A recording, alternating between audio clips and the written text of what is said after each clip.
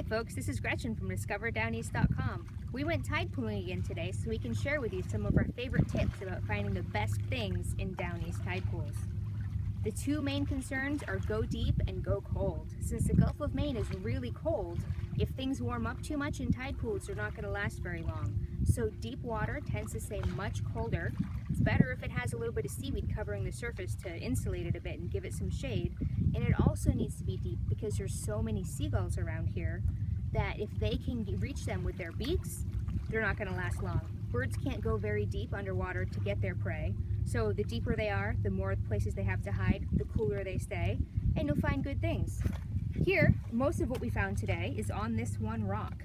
So, we talked about mussels earlier. You see the holdfasts on it, and now you can see the holdfasts in action.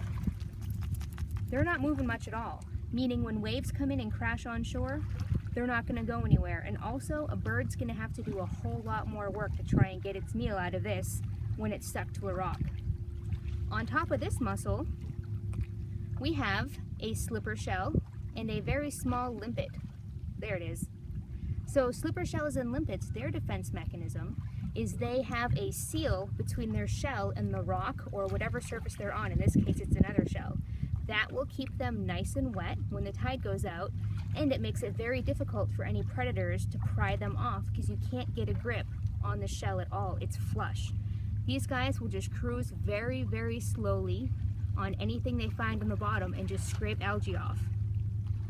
The way to find starfish, they can never really be out of water. If they're exposed, they'll get really limp and they won't last long at all. So you need to go in deep water where they will stay wet. Look underneath rocks and underneath seaweed. Here we have one underneath a mussel shell. One more thing we found is a green sea urchin.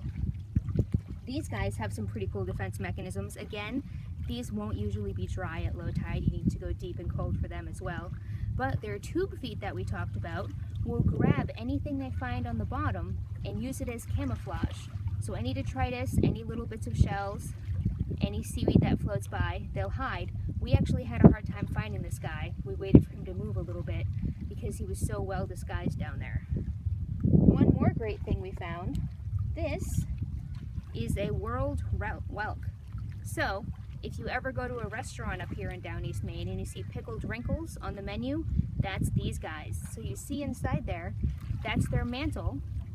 That's what we eat. This is their operculum, this little shell piece right here. When they are dry and out of water or they're scared by predators, they will go back into their shell, kind of like a turtle does, and close off their shell with that little operculum. That'll keep them wet, and it's hard so predators can't peck their way into them. We were looking for some rock crabs for you, the kind that you will get in restaurants around here, but they stay really deep.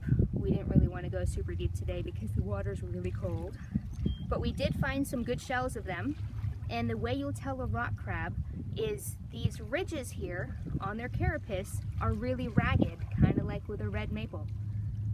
And on the edges here, they have a little bit more of a point. So if you do ever find a rock crab, please be very careful. We eat them because they have a whole lot of muscle. A lot of muscle means they're really strong. This is one of their claws. See how big this place is here for muscle?